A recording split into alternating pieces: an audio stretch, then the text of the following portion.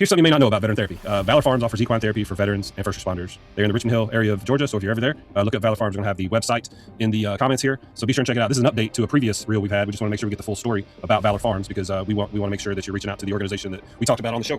Recognize that, you know, I self-identified like, hey man, you're probably at risk, right? Like you or peaks or highs and lows that you try to maintain here. But so I found the mortgage business and I found horses simultaneously. And then, you know, just because my daughter was volunteering and riding at a place, had a crazy interaction with a horse, realized that it was something special. It was good for me, it was somebody else. And 2 months later, I started a program. So 2.5-year journey. I started what was called the Equine Valor Project with another guy.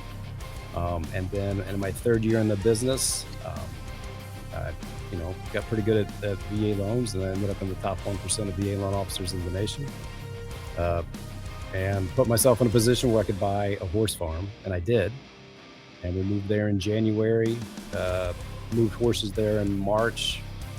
Some growing pains with, you know, the Equine Valor Project, and eventually we ended up splitting ways just because owning all the liability and financial risk of a farm, I needed to make sure I had accredited license to be able to like execute the plan or execute the training in case something was wrong and you go into like an accident investigation. I wanted to have documented people in place, and hence, you know, it ended, unfortunately. It was honestly, it was a little tragic for me because, you know, my heart sold for 2.5 years, but stood up Valor Farms and partnered with the lead trainer of the Savannah Mounted Police, Shannon Dunlap. She could, what? Giving you a little shout out, and got 5 horses.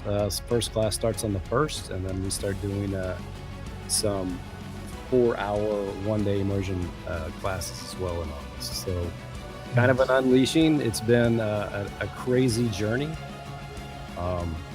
but it's, you know, for me, it's all about like trying to move the needle and help as many people as I can.